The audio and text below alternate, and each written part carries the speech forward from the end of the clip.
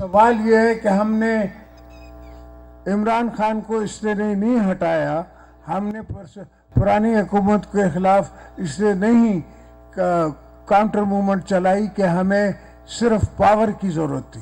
सवाल ये है कि हमें आवाम के हकूक़ की ज़रूरत है और हमें मुल्क की तरक्की की ज़रूरत है। इनसे तरक्की नहीं हो रही थी। इनको 8 साल से मैं देख रहा था, इनसे कुछ नहीं होता। इनको ना काम करना आता है, ना करवाना आता है। जो मुखालिफ इलेक्शन में आ रहे हैं, हमारे खिलाफ खड़े होंगे, उनको बिस्मिल्लाह, आए आप खड़े हों, आपको हम वेलकम करते हैं। जमहूरियत होगी, एक दूसरे में कंपटीशन होगा तो ही जाके बेस्ट रिजल्ट सामने आएगा। और उनको हम किसी को मना नहीं करते। हम सबको कहते हैं कि अपनी सियासत आप करें, हमारी सियासत अपनी है, हमारी फ़िलॉसफी अपनी है, आपकी फ़िलॉसफी अपनी है। मैं अपने वर्करों के हाथे मजबूर हूँ कि मैं बाहर नहीं जा सकता।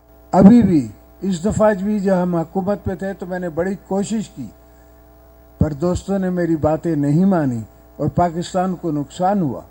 5-10 बिलियन डॉलर का नुकसान हुआ जो हम अफोर्ड नहीं कर सकते। पाकिस्तान इस वक्त इकोनॉमिकली कमज़ोर हो रहा है, हम अफोर्ड नहीं कर सकते। मगर चूँकि बात मुझसे आती है, चूँकि बात हमारे तरफ से आती है, तो उनके दिल में ये सोच होती है कि शायद इनका कोई इसमें फ़ायदा है। हमारा कोई फ़ायदा नहीं है, मुल्क का फ़ायदा है।